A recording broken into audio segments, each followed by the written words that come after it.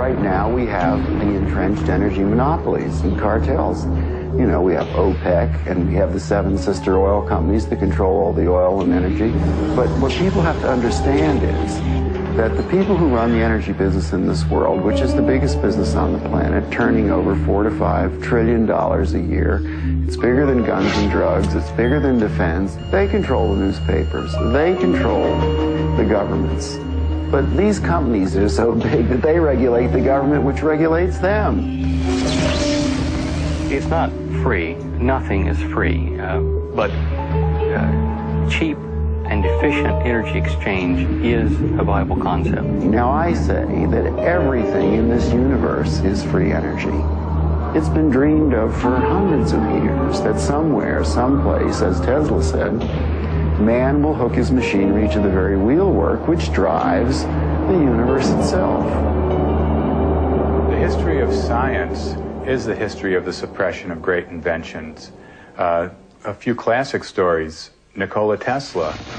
Nikola Tesla is regarded as the founding father of free energy. His astounding developments in the generation of alternating electrical current are still being used today. His most notorious project involved the transmission of wireless electricity into the atmosphere, which allowed for unlimited power to be freely accessed by everyone. When his financial backer, J.P. Morgan, realized that this power system could not be metered, all funding was immediately withdrawn. Tesla's electrical broadcast towers were dismantled, and through Morgan's many close connections with the media and government, Tesla's career was destroyed.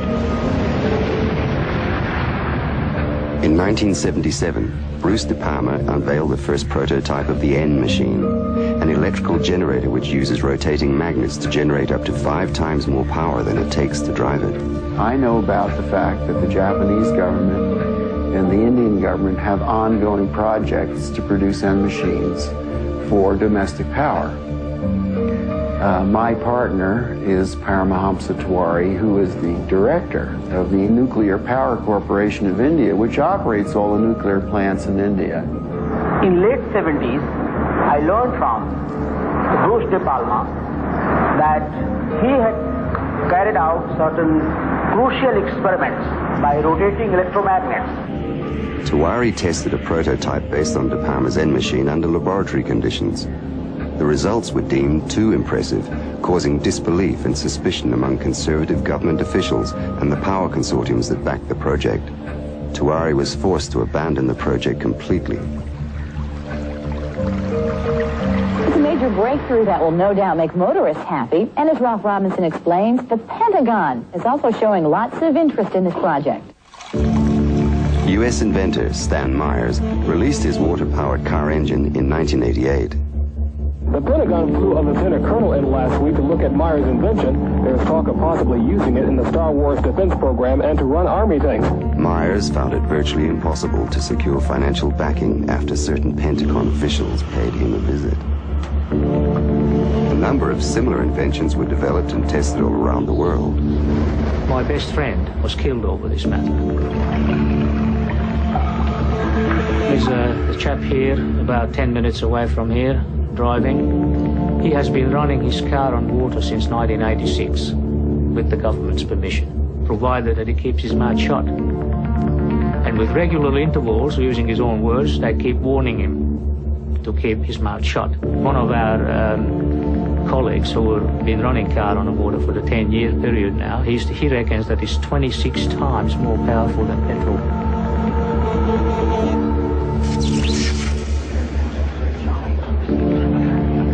If you invent a better mousetrap, the world may beat a path to your door. If you invent a free energy machine, there'll be a path beat to your door, but you don't want those people there. One of the pivotal people that I encountered early in my career was Edgar Mitchell, the astronaut. Liftoff. Edgar J. Mitchell, an Apollo mission astronaut, founded the Noetics Institute in Southern California.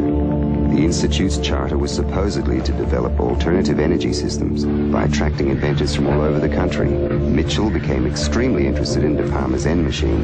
He made De Palma a paltry offer to buy out the invention, which De Palma naturally refused.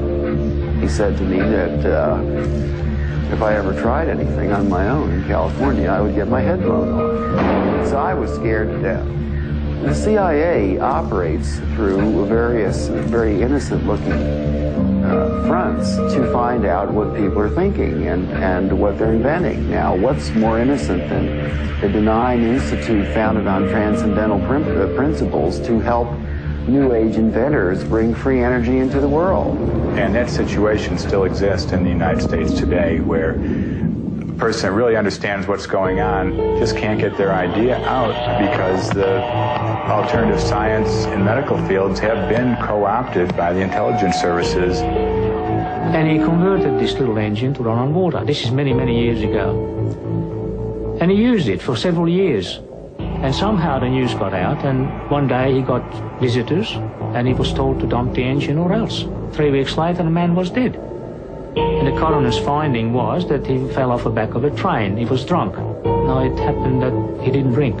Even Dr. Townsend T. Brown, the electrogravitic research scientist, has on his 16-millimeter film of his lab tests, which we've got here, he has guys with the black suits and black hats come into the place. You can see where the legends come from. I mean, these guys come in and they look like, you know, Bad Bart to Black Man. I mean, it's classic, and these things do happen. There is no progressive science in a world where every scientific idea is evaluated for its military potential. Power, or energy, and control of energy equals power in the new world order that is emerging. If you control the energy, the way we get around, the way we get electricity, the way we have our TVs and video cameras and stuff, if you do the control of the energy, then you've got control of the people.